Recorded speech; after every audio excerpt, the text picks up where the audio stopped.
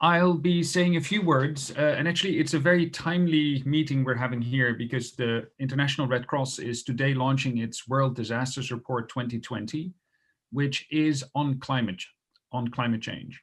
And that is something that 20 years ago would have been very unusual for an organization dealing with humanitarian affairs, with disasters, with conflicts. 20 years ago, climate change was largely seen as a topic of scientific discussions and a topic of long-term, largely environmental consequences.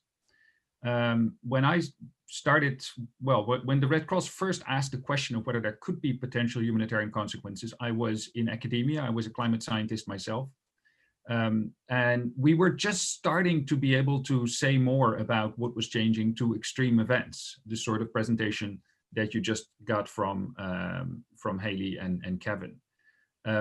We already started seeing at that time that some events were odd, that things were starting to appear that weren't normal, that we weren't used to.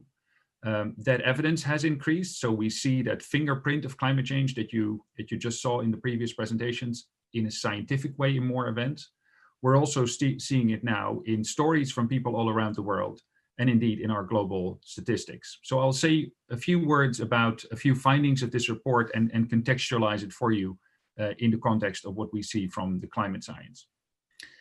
And a first important message there is that when we talk about risk, disaster risk in this case, but it could apply to many other types of risks that are associated with climate change, could also be the economic damages to agriculture, for instance. It is really a combination of hazard, exposure, and vulnerability. And in some cases, people divide that by capacity to signal how important it is that people know what to do. So the hazard part is really what is happening in the climate system.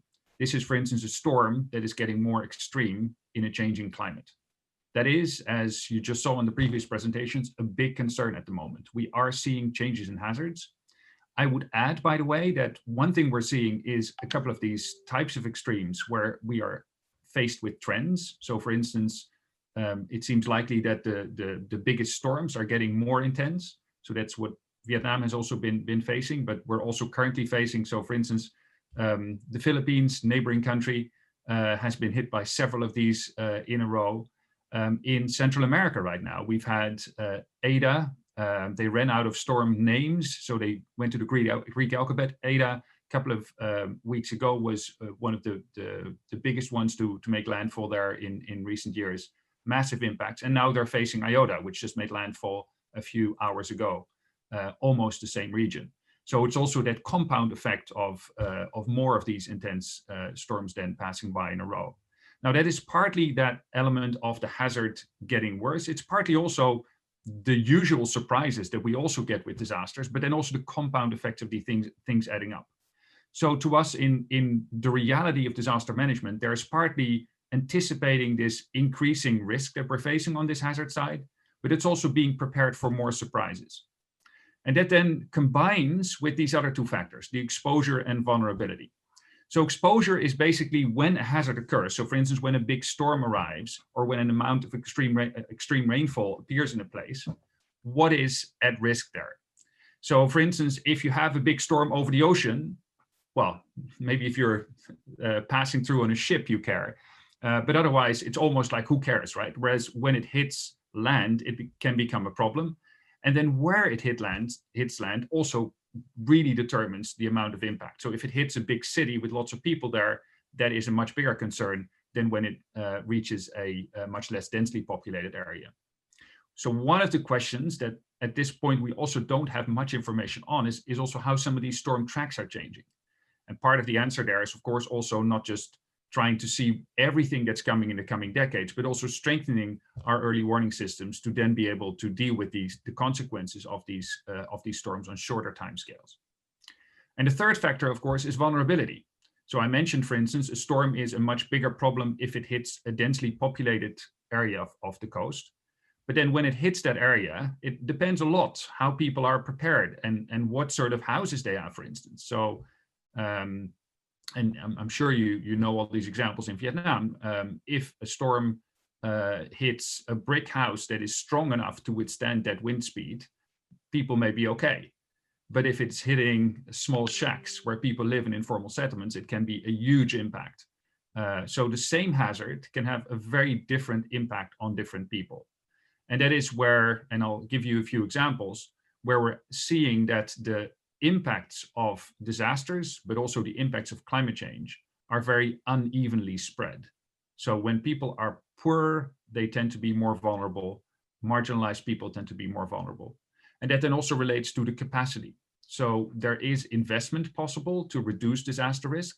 And a lot of that has been extremely effective. So if we look at our global disaster mortality, for several decades, that has actually been going down.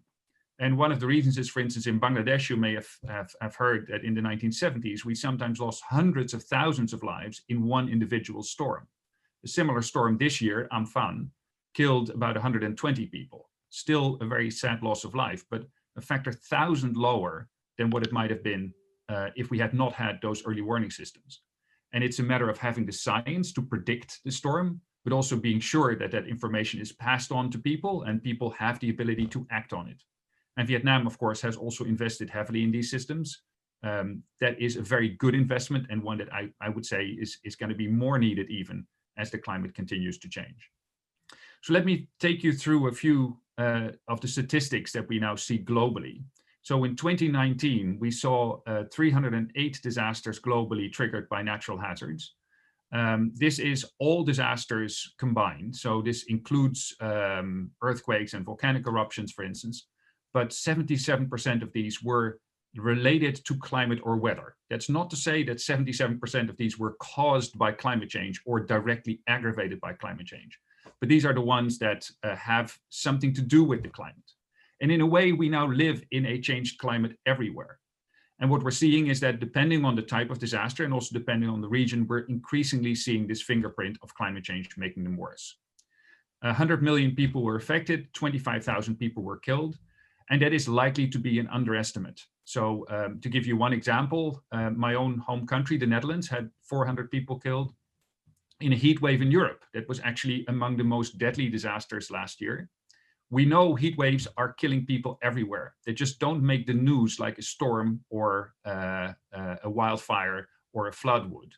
And in many countries, we're not keeping good statistics of the mortality due to heat waves, but it is probably a bigger killer. And again, one that is increasing dramatically rapidly with climate change. In Europe, at least a factor 10 higher risk now than it would have been without climate change. So that's a huge impact already. And if you then look at the number of people affected due to the nature of these types of disasters, the storms, the floods, the wildfires, you see many more people being affected. One thing that I mentioned about this storm Amphan in India and the Philippines, only 120 lives lost, but millions of people displaced from their homes and really severely affected in terms of their livelihoods. And again, you know the stories from Vietnam along similar lines. Maybe also a reminder, we were talking a little bit about COVID at the beginning of this segment before we started, but this doesn't hold up. So there is no vaccine against climate change. And in fact, what we've seen this year is that climate and COVID already interacted.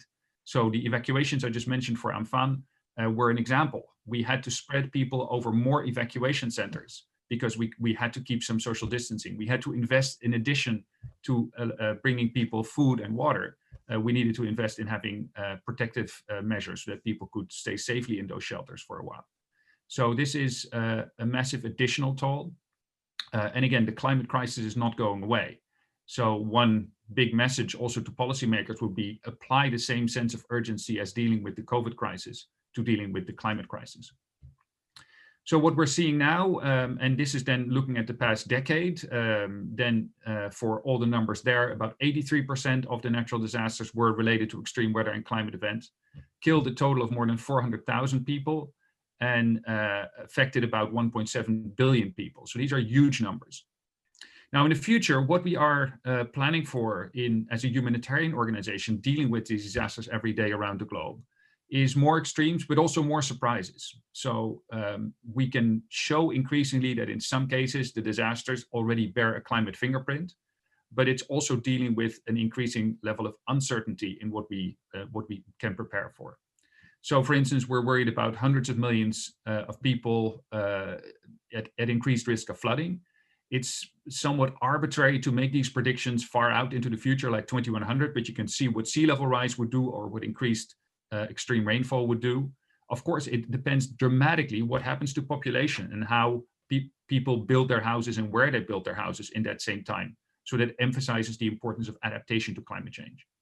Increasing intensity of the most intense tropical cyclones, extreme heat I already mentioned, wildfires. And overall, if we then add up the numbers, we expect about a 50% increase in humanitarian need by 2030. I should add that that humanitarian need is also strongly defined by what happens to poverty trends. And again, that's where COVID also makes our life more difficult. I mentioned this already, and I want to emphasize again, it's not just the hazard that determines the impact. And what we're most concerned about is actually some vulnerable groups. So if we look at who are most affected by these disasters, it's often children and youth, it's urban poor, it's indigenous people often less well serviced by their government. Older people with disabilities. Sometimes we see gender differences, women sometimes being more vulnerable due to their role in the family and their responsibilities for livelihoods, and especially also migrants and displaced people. So one important message is this is not fair. Poorer countries that have contributed the least to the increase in greenhouse gases, and in all countries, people that are the poorest and have themselves contributed the least often bear the brunt of the impacts. And in our efforts to deal with these impacts, that should also be our priority, addressing the rising risks. I'll stop there and leave my contact details here as well. In addition, I wanted to mention this World Disasters Report is currently still embargoed. I can get you a copy now, but at the top of this hour, I think the embargo lifts and you should be able to find it on the website indicated here in case you're interested in those numbers.